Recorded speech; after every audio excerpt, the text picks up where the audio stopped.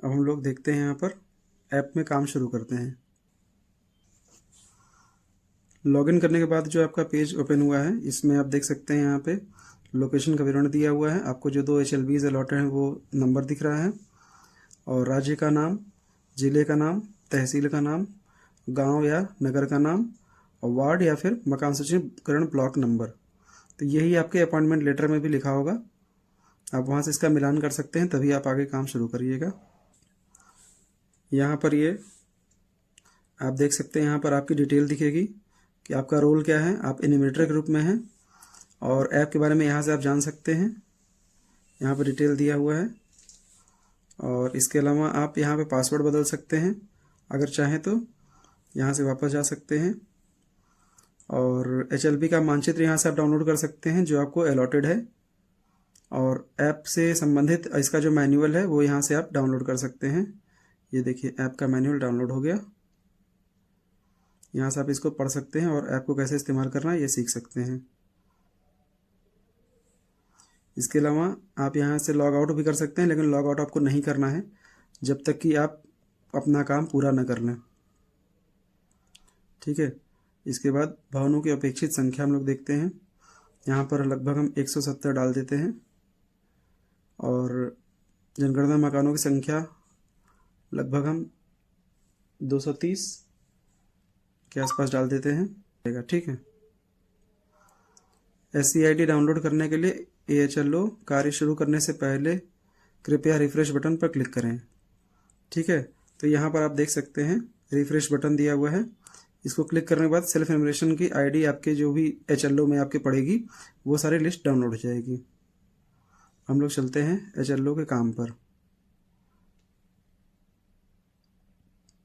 अब हम लोग चलते हैं, यहाँ पर मकान सूचीकरण ब्लॉक नंबर दिख रहा है हमको, इसमें एंट्री करना शुरू करते हैं। लाइन नंबर 1 ये अपने आप चलती चली जाएगी। भवन नंबर हमको अपने से देना है, ये आप अल्फ़ा न्यूमेरिक यानी कि नंबर और अल्फ़ाबेट्स का यूज़ करके दे सकते हैं। तो हम नंबर एंटर करते हैं, यहाँ पर मान लेते हैं 1 एंटर कर देते हैं, और जनगणना मकान नंबर डाल देंगे न्यू, ये अपने से ले लेगा। अगले सवाल पे चलते हैं हम लोग। क्या आप SCID के साथ जारी रखना चाहते हैं? इस बार सरकार ने जो SCID जनरेट करने का सिस्टम दिया है सेल्फ इन्यूमरेशन का, उसके थ्रू अगर आप किसी परिवार में जाएंगे, सबसे पहले वो ये पूछेगा कि सेल्फ इन्यूमरेशन आपने किया है या नहीं। तो अगर परिवार ने किया होगा तो उसके पास सेल्फ इन्यूमरेशन ID होगी, और यहाँ पर अगर आप हाँ करेंगे तो वो सेल्फ इन्यूमरेशन ID आपको डालनी पड़ेगी, और उसके बाद उस परिवार का पूरा डेटा आ जाएगा, जिसको कि आप पढ़ करके परिवार को सुनाएंगे, और अगर वो संतुष्ट होते हैं तो आप उनसे कुछ और सवाल पूछ करके उस परिवार की एंट्री पूरी करेंगे। और अगर उन्होंने सेल्फ इन्फॉर्मेशन नहीं किया होगा तो आप उन यहाँ पर नहीं का चयन करेंगे और सभी सवालों को शुरू से भरना शुरू करेंगे। यहाँ पर देख रहे हैं सबसे पहला सवाल जो हमारे पास आ रहा है, जनगणना मकान के फर्श में प्रयुक्त प्रमुख सामग्री। इसमें देख सकते हैं ऑप्शंस है मिट्टी, लकड़ी या बांस, पक्की ईंट, पत्थर, सीमेंट, मोज़ेक फर्श की टाइल, या फिर कोई अन्य। तो इसमें समझ सकते हैं कि जो उस मकान में सबसे ज़्यादा प्रयुक्त सामग्री होगी आप उसी का चयन करेंगे। जैसे कि अगर किसी घर में मिट्टी का 1 कमरा है, 2 कमरा सीमेंट का है तो आप सीमेंट ही लिखेंगे। अगर 1 कमरे में केवल मार्बल लगा, बाकी सभी में सीमेंट है तो सीमेंट लिखेंगे। तो वो आप देख करके समझ करके उस हिसाब से लिखेंगे।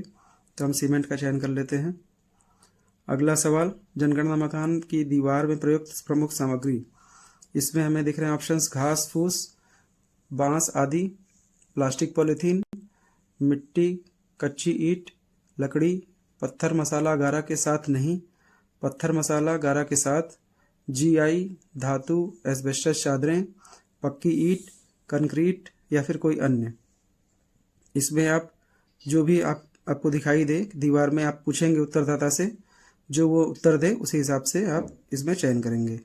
तो मान लेते हैं कि यहाँ पर पक्की ईंट से घर बना हुआ है।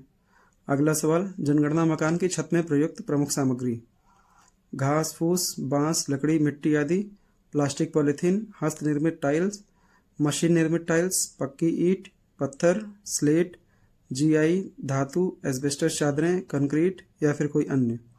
इसमें भी आप जो प्रयुक्त हुई है सामग्री छत बनाने में, आप उसका यहाँ पे चयन करेंगे। ले लेते हैं हम लोग कंक्रीट।